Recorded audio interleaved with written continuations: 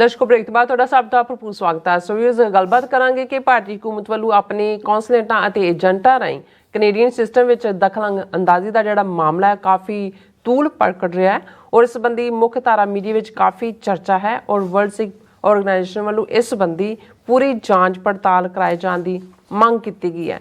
ਸੋ ਇਸ ਬਾਰੇ ਆਪਾਂ ਗੱਲਬਾਤ ਕਰਨ ਜਾ ਰਹੇ ਹਾਂ। ਸੋ ਅਸੀਂ ਚਾਹਾਂਗੇ ਕਿ ਤੁਸੀਂ ਇਸੇ ਤਰ੍ਹਾਂ ਹੀ ਬਣੇ ਰਹਿਣਾ, ਦੇਖਣ ਸੁਣਨ ਲਈ ਲਿਖਣ ਲਈ ਤੁਹਾਡਾ ਸਭ ਦਾ ਬਹੁਤ ਬਹੁਤ ਸ਼ੁਕਰੀਆ ਜੀ। ਡਾਕਟਰ ਸਾਹਿਬ ਕੀ ਵਿਚਾਰਾਂ ਨੇ? ਦੇਖੋ, ਜਦੋਂ ਭਾਈ ਹਰਦੀਪ ਸਿੰਘ ਨਿੱਜਰ ਦੇ ਮਰਡਰ ਬਾਰੇ 18 ਸਤੰਬਰ ਨੂੰ Canadian prime minister Justin Trudeau ਨੇ ਕੈਨੇਡੀਅਨ ਪਾਰਲੀਮੈਂਟ ਦੇ ਵਿੱਚ ਇਨਕਸ਼ਾਫ ਕੀਤਾ ਔਰ ਉਦੋਂ ਵੀ ਅਸੀਂ ਇਹ ਕਿਹਾ ਸੀ ਕਿ ਵੀ ਅਜੇ ਤਾਂ ਇਹ ਟਿਪ ਆਫ ਐਨ ਆਈਸਬਰਗ ਹੈ ਕਿ ਇੱਕ ਗੋੜੇ 'ਚੋਂ ਪੌਣੀ ਛੋਈ ਗਈ ਹੈ।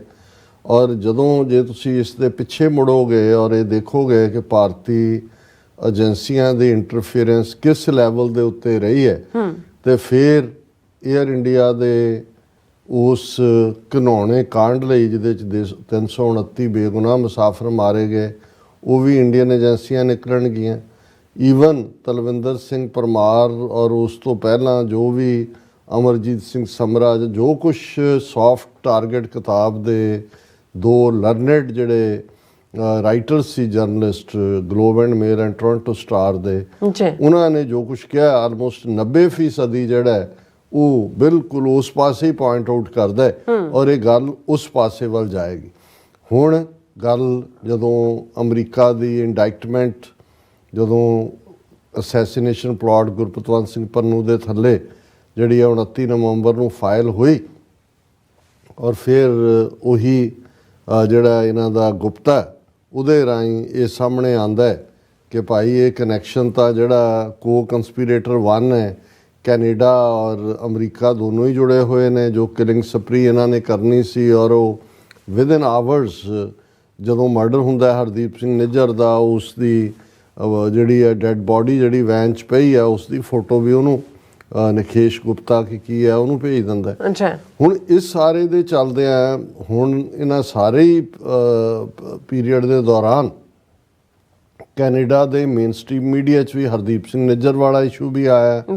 ਫਾਈਨੈਂਸ਼ੀਅਲ ਟਾਈਮਜ਼ ਨੇ ਗੱਲ ਨੂੰ ਅੱਗੇ ਤੋਰਿਆ।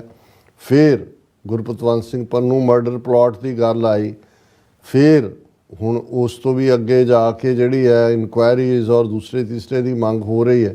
ਹੁਣ ਕੈਨੇਡਾ ਦੇ ਈਵਨ ਮੇਨ ਸਟ੍ਰੀਮ ਮੀਡੀਆ 'ਚ ਵੀ ਪਿਛਲੇ ਦਿਨਾਂ ਦੀ ਚਰਚਾ ਹੈ ਕਿ ਵੀ ਕਿਵੇਂ ਜਿਹੜੀ ਕੰਜ਼ਰਵੇਟਿਵ ਪਾਰਟੀ ਦੇ ਲੀਡਰ ਦੀ ਇਲੈਕਸ਼ਨ ਸੀ ਉਹਦੇ 'ਚ ਮਿਸਟਰ ਬਰਾਊਨ ਨੂੰ ਪਾਸੇ ਧੱਕਣ ਦੇ ਲਈ, ਕਿਉਂਕਿ ਉਹਨਾਂ ਨੂੰ ਲੱਗਾ ਕਿ ਜੀ ਉਹਨੇ CAA ਸਿਟੀਜ਼ਨਸ਼ਿਪ ਅਮੈਂਡਮੈਂਟ ਐਕਟ ਦਾ ਵਿਰੋਧ ਕੀਤਾ ਹੈ, ਸਿੱਖਾਂ ਦੇ ਨਾਲ ਹਮਦਰਦੀ ਹੈ, ਜਾਂ ਫਾਰਮਰ ਮੂਵਮੈਂਟ ਵੇਲੇ ਉਹਦਾ ਕੀ ਰੋਲ ਰਿਹਾ, ਉਹਦੀ ਥਾਂ 'ਤੇ ਉਹਨਾਂ ਨੇ ਜਿਹੜਾ ਦੂਸਰਾ ਜਿਸ ਨੂੰ ਇਹਨਾਂ ਨੇ ਟਿਪ ਆਫ ਕੀਤਾ ਔਰ ਉਹਨਾਂ ਨੂੰ ਸੀ ਕਿ ਵੀ ਇੱਕ MP ਤੱਕ ਖੁਦ ਇੰਡੀਅਨ ਸਿਸਟਮ ਵਾਲਿਆਂ ਨੇ ਅਪਰੋਚ ਕਰਕੇ ਕਿਹਾ ਕਿ ਤੁਸੀਂ ਮਿਸਟਰ ਬਰਾਊਨ ਦੀ ਹਮਾਇਤ ਨਾ ਕਰੋ। ਸੋ ਇਹ ਚਰਚਾ ਜਦੋਂ ਹੁਣ ਸ਼ੁਰੂ ਹੋ ਗਈ ਹੈ ਕਿ ਭਾਈ ਇਕੱਲਾ ਇਹੀ ਨਹੀਂ ਵੀ ਈਵਨ ਜਿਹੜੀਆਂ ਮੁੱਖ ਧਾਰਾ ਪਾਰਟੀਆਂ ਨੇ ਕੈਨੇਡਾ ਦੀਆਂ, ਉਹਨਾਂ ਦੀਆਂ ਇਲੈਕਸ਼ਨਸ ਦੇ ਵਿੱਚ ਵੀ Indian system, Indian government, Indian high commission ਔਰ ਕੌਂਸੂਲੇਟਸ ਨੇ ਇੰਟਰਫੇਰੈਂਸ ਕੀਤੀ ਹੈ। ਔਰ ਇਹਦੇ 'ਚ ਅੱਜ ਦੋ ਸਟੋਰੀਜ਼ ਜਿਹੜੀਆਂ ਇਸ ਹਵਾਲੇ ਦੇ ਨਾਲ ਨੇ। ਇੱਕ ਤਾਂ ਮੇਨ ਸਟ੍ਰੀਮ ਮੀਡੀਆ ਦੀ ਹੈ, ਮਿਸਟਰ ਐਂਡਰਿਊ ਕੋਇਨ ਦੀ, ਔਰ ਐਂਡਰਿਊ ਕੋਇਨ ਨੇ ਦਾ ਕੈਨੇਡੀਅਨ ਪ੍ਰੈਸ ਦੇ ਵਿੱਚ ਛਪੀ ਹੈ ਔਰ ਉਹਦਾ ਹੈਡਿੰਗ ਹੈ did China and India medal in the conservative leadership race. ਅਸੀਂ ਕੱਲ੍ਹ ਵੀ ਜ਼ਿਕਰ ਕੀਤਾ ਸੀ ਇਸ ਕਹਾਣੀ ਦਾ ਔਰ ਉਹਨਾਂ ਨੇ ਇਸ ਸ਼ੁਰੂ ਇੱਥੋਂ ਕੀਤਾ ਹੈ ਕਿ ਵੀ Conservative Party officials could hardly contain their excitement. It was the summer of last year, in the middle of the federal leadership race, the party, they announced, had sold some 613,000 new memberships by the June 3 cutoff date, more than twice the previous record set during the 2020 leadership race, and several times more than any other party had ever sold. ਕਿ ਆਹ ਜਿਹੜੀਆਂ ਪਿਛਲੇ ਉਹਨਾਂ ਦੀਆਂ ਇਲੈਕਸ਼ਨਾਂ ਹੋਈਆਂ, ਉਹਨਾਂ ਨੇ announce ਕੀਤਾ ਜੀ ਅਸੀਂ 6,13,000 ਮੈਂਬਰ ਬਣਾ ਲਏ ਨੇ ਕੱਟ ਆਫ ਡੇਟ ਤੋਂ ਪਹਿਲਾਂ। ਔਰ ਇਹ ਜਦੋਂ ਤੋਂ ਇਹ ਪਾਰਟੀ ਬਣੀ ਹੈ ਉਸ ਤੋਂ ਪਹਿਲਾਂ ਇਹ ਗਿਣਤੀ ਕਦੇ ਵੀ ਇਹਦੇ ਨੇੜੇ ਤੇੜੇ ਵੀ ਨਹੀਂ ਲੱਗੀ ਔਰ ਉਹ ਬੜਾ ਜੂਬਿਲੇਸ਼ਨ ਔਰ ਦੂਸਰੀ ਸੀ।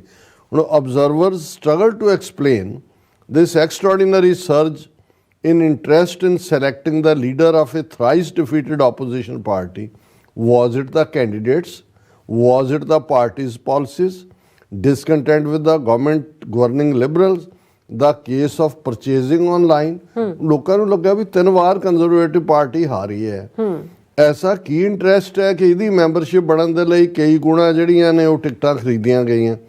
It now appears that there may have been another contributing factor. ਹੁਣ ਜਦੋਂ ਕਿ ਇਹ ਸਾਰੀਆਂ ਪਰਤਾਂ ਖੁੱਲ ਰਹੀਆਂ ਨੇ, ਅੱਛਾ, ਉਹਨਾਂ ਨੇ ਕਿਹਾ ਵੀ ਨਹੀਂ ਨਹੀਂ ਗੱਲ ਹੀ ਹੋਰ ਸੀ। they may have had help, ਇਹ ਕੋਈ ਹੋਰ ਸੀ ਜਿਹੜਾ ਉਹਨਾਂ ਨੂੰ ਮੈਂਬਰ ਬਣਾ ਰਿਹਾ ਸੀ, ਹੈਲਪ ਕਿਤੋਂ ਆ ਰਹੀ ਸੀ। Reporting in recent weeks by journalist Sam Cooper has revealed CSIS concerns that the governments of China and India were active participants in the race, notably as buyers of party memberships. Even CSIS ਦੇ director ਨੇ ਵੀ ਜਿਹੜਾ ਇਹ ਕਿਹਾ ਕਿ ਭਾਈ ਇਹ ਤਾਂ ਚੀਨ ਔਰ ਇੰਡੀਆ ਦੀਆਂ ਹਕੂਮਤਾਂ ਜਿਹੜੀਆਂ ਦਿਲਚਸਪੀ ਰੱਖਦੀਆਂ ਸੀ, ਉਹਨਾਂ ਨੇ ਆਪਣੇ ਏਜੰਟਾਂ ਰਾਹੀਂ ਯਕੀਨੀ ਬਣਾਇਆ ਕਿ ਉਹ ਵੱਧ ਤੋਂ ਵੱਧ ਟਿਕਟਾਂ ਲੈਣ ਔਰ ਉਹਨਾਂ ਦੀ ਮਰਜ਼ੀ ਦਾ ਜਿਹੜਾ ਲੀਡਰ ਹੈ ਉਹ ਕੰਜ਼ਰਵੇਟਿਵ ਪਾਰਟੀ ਦਾ ਲੀਡਰ ਬਣੇ। ਔਰ ਫਿਰ ਉਹਨਾਂ ਨੇ ਮਿਸਟਰ ਕੂਪਰ ਨੂੰ ਜਿਹੜਾ ਕੋਟ ਕੀਤਾ ਹੈ ਕਿ ਭਾਈ ਚਾਈਨਾ ਦਾ ਕੀ ਇੰਟਰਸਟ ਹੈ। ਫਿਰ ਉਹਨਾਂ ਨੇ ਕਿਹਾ separately mister Cooper reports based on the same document that agents of the government of India also appear to have interfered in the Conservatives 2022 leadership race. ਕੱਲਾ ਚੀਨ ਨਹੀਂ, ਇੰਡੀਅਨ ਗਵਰਨਮੈਂਟ ਨੇ ਵੀ ਉਹਦੇ 'ਚ ਜਿਹੜਾ ਇੰਟਰਫੀਅਰ ਕੀਤਾ ਹੈ।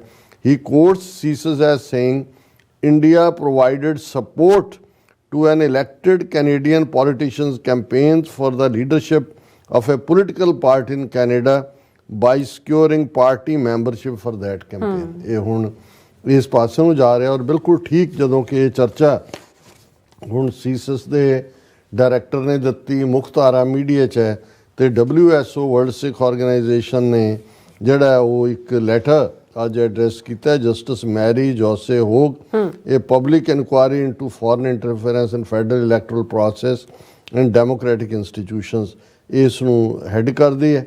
ਔਰ ਉਸ 'ਚ ਉਹਨਾਂ ਨੇ ਕਿਹਾ ਕਿ ਵੀ ਅਸੀਂ ਤੁਹਾਨੂੰ ਲਿਖ ਰਹੇ ਔਰ we are writing to bring to your attention the urgent need to examine the role of Indian interference in 43rd and 44th general elections in Canada held in 2019 and 2021 respectively. Recent reports have revealed that India has engaged in foreign interference in Canada, including interference in leadership and nomination processes of parties and electoral process more broadly. उन्होंने कहा जी 2019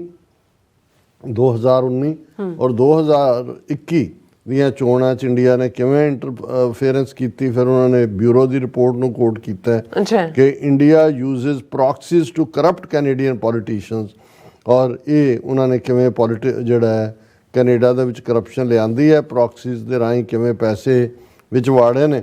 India's two main intelligence branches had asked an Indian citizen to sway politicians in this country into supporting Indian government interests, ਤਾਂ ਕਿ ਮੁੱਖ ਧਾਰਾ 'ਚ ਇਹਨਾਂ ਦੇ ਬੰਦੇ ਵੜ ਜਾਣ ਔਰ ਉਹਨਾਂ ਰਾਹੀਂ ਫਿਰ ਉਹ ਪਾਲਿਸੀ ਮੇਕਿੰਗ ਨੂੰ ਪ੍ਰਭਾਵਿਤ ਕਰਨ। ਔਰ ਇਹ ਉਹਨਾਂ ਨੇ ਫਿਰ ਐਂਡ ਦੇ ਵਿੱਚ ਕਿਹਾ ਕਿ ਭਾਈ ਅਸੀਂ ਚਾਹੁੰਦੇ ਕਿ ਇਸ ਮੁੱਦੇ ਦੇ ਉੱਤੇ ਪੂਰੀ ਇਨਕੁਆਇਰੀ ਹੋਏ ਔਰ ਇਸ ਨੂੰ ਪੂਰੀ ਤਰ੍ਹਾਂ ਸਕਰੂਟੀਨਾਈਜ਼ ਕੀਤਾ ਜਾਏ ਕਿ ਇੰਡੀਅਨ ਇੰਟਰਫੇਰੈਂਸ ਕਿਸ ਲੈਵਲ ਤੇ। ਬਿਲਕੁਲ ਬਿਲਕੁਲ ਜੀ ਡਾਕਟਰ ਸਾਹਿਬ। ਸੋ ਇੱਥੇ ਲੈਣਾ ਬ੍ਰੇਕ। ਵਿਊਅਰਸ ਤੁਸੀਂ ਕਿਤੇ ਨਹੀਂ ਜਾਣਾ, ਮਿਲਦੇ ਆਫਟਰ ਦਿਸ ਸ਼ਾਰਟ ਬ੍ਰੇਕ।